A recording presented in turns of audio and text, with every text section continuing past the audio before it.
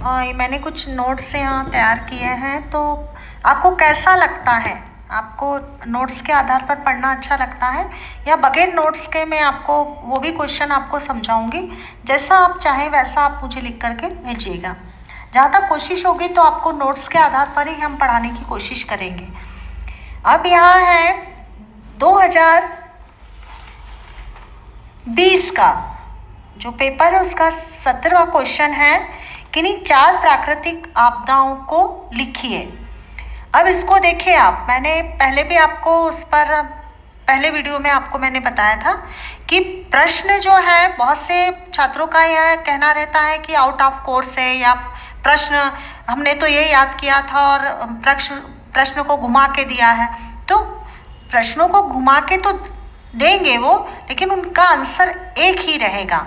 अब देखिए यहाँ इसी प्रश्न को उन्होंने 3 तरीके से यहाँ पर उसका उल्लेख किया है, तो मैं आपको दूसरा प्रश्न भी समझाती हूँ। पहला प्रश्न तो यह है कि किन्हीं 4 प्राकृतिक आपदाओं को लिखिए, फिर अथवा या तो आपदा के प्रकारों का उल्लेख कीजिए अथवा आपदाओं से क्या तात्पर्य है और ये कितने प्रकारों की होती है। इनका तीनों का उत्तर एक ही है। अब सबसे पहले जब हम आपदाओं का वर्णन हम कर रहे हैं तो ये इसका तात्पर्य, इसका आशय, इसका अर्थ हम ज़रूर लिखें। अब जैसे यहाँ मैं उत्तर शुरू कर रही हूँ, आप सुनिए और समझिए। आपदा से तात्पर्य, आशय या अर्थ एक ही है। या तो आप लिखिए आपदा से तात्पर्य या आपदा से आशय या आपदा से अर्थ।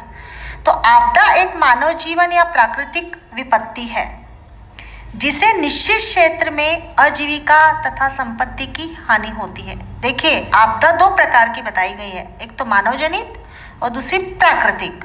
मानव जनित जो है जो मनुष्यों द्वारा दी जाती है, दूसरा जो प्रकृति द्वारा होती है। तो यहाँ पर है कि आपदा एक मानव जनित या प्राकृतिक विपत्ति है जिससे निश्चित क्षेत्र में आजीविका तथा संपत्ति की हानि होती है, जिसकी परिणति मानव वेदना तथा कष्टों में होती है। कहने का तात्पर्य है कि जब भी प्राकृतिक आपदा या तो मानव जनित है या प्राकृतिक है तो उसका जो कष्ट है वो मानव को ही सहना होगा। तो यहाँ पे जो कहा गया है कि मानव वेदना या कष्टों में होती है, तो कहने का तात्पर्य यही है कि मानव को ही उनके कष्टों को सहना होगा। अतः वे समस्त घटनाएं जो प्रकृति के व्यापक मतलब बड़े रूप में, व्यापक रूप में घटित होती हैं और मानव समुदाय को असुरक्षित एवं संकट में डालते हुए मानवीय दुर्बलताओं को दर्शाती है, आपदाएं कहलाती हैं।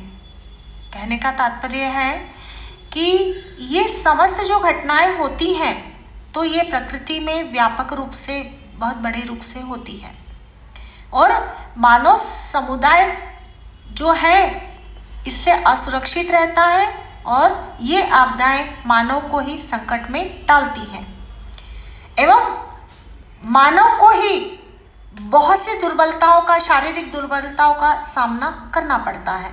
तो यहाँ है कि अतः ये वे समस्त घटनाएं जो प्रकृति में व्यापक रूप से घटित होती है और मानव समुदाय को असुरक्षित एवं संकट में डालते हुए मानवीय दुर्बलता को दर्शाती है, वे आपदाएं कहलाती हैं।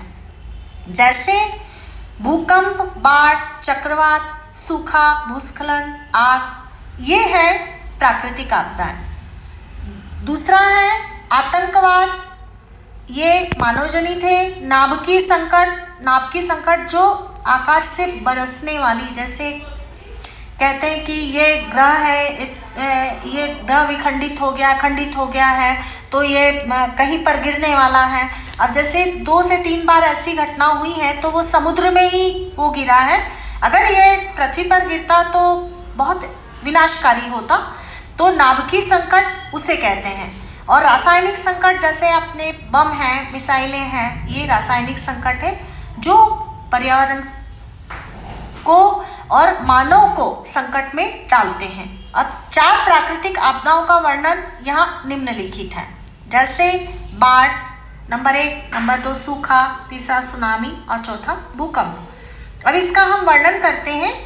तो ये सोचिए आप कि जब भी हम किसी का भी यहाँ अगर कहा जाता है टिप्पणी लिखें, वर्णन कीजिए, तो ये प्रश्न आपका टिप्पणी के अंतर्गत भी आ सकता है। जैसे बाढ़ के लिए आप टिप्पणी लिखिए, सूखा है, रानी लक्ष्मीबाई है या भूकंप है, तो टिप्पणी के रूप में भी ये 2 से 3 नंबर के प्रश्न आ सकते हैं। तो आप इस तरीके से भी आप उनका वर्णन कर सकते हैं। अब पहला है बाढ़। तो किसी बड़े भूभाग में किन्हीं भी कारणों से हुआ जल भराव जिससे जन धन की हानि होती है, वह बाढ़ कहलाती है। आप देखते हैं कि जब वर्षा लगातार होती रहती है तो जल भराव है जो होता रहता है। तो कहीं पर है कि बांध बने होते हैं, तो अगर पानी अधिक बरसता है तो वहाँ उसके बांध के जो गेट हैं वो खोल दिए जाते हैं, तो उस स्थिति में भी जल भराव होता है और लगातार बारिश होने से भी बाढ़ आ जाती है, तो ये बाढ़ कहलाती है। दूसरा है सूखा। किसी भी क्षेत्र में होने वाली सामान्य वर्षा से 25% या उससे ज़्यादा कमी होने पर उसे सूखे की स्थिति कहा जाता है। मतलब एक जो सामान्य वर्षा होनी चाहिए तो वो 25% है, उससे कम होती है तो वह सूखे की स्थिति कहलाती है। तीसरा है सुनामी। भूकंप और ज्वालामुखी से महासागरीय धरातल में अचानक हलचल उत्पन्न होती है और महासागरीय जल का अचानक विस्थापन होता है। परिणाम स्वरूप समुद्री जल में ऊर्ध्वाधर ऊंची तरंगें पैदा होती हैं। इन्हें हम सुनामी या भूकंपीय समुद्री लहरें कहते हैं। चौथा है भूकंप। अब देखिए, भूकंप जो है 2 शब्दों से मिलकर बना है, भू धन कंप, जहाँ भू का अर्थ है पृथ्वी और कंप का अर्थ है कांपना। जब पृथ्वी की सतह अचानक हिलती या कंपित होती है तो इसे हम भूकंप कहते हैं। अर्थात पृथ्वी के अंदर अचानक हलचलों के कारण भूकंप उत्पन्न होते हैं। तो ये तो आपको लिखित रूप में मैंने नोट्स बनाकर आपको समझाया है। दूसरा है 2 से 3 क्वेश्चन मैं आपको वैसे ही समझाती हूँ। आपको जो तरीका अच्छा लगता है कमेंट्स बॉक्स में आप लिख सकते हैं। इसे लाइक करें और सब्सक्राइब भी करें और शेयर भी करें।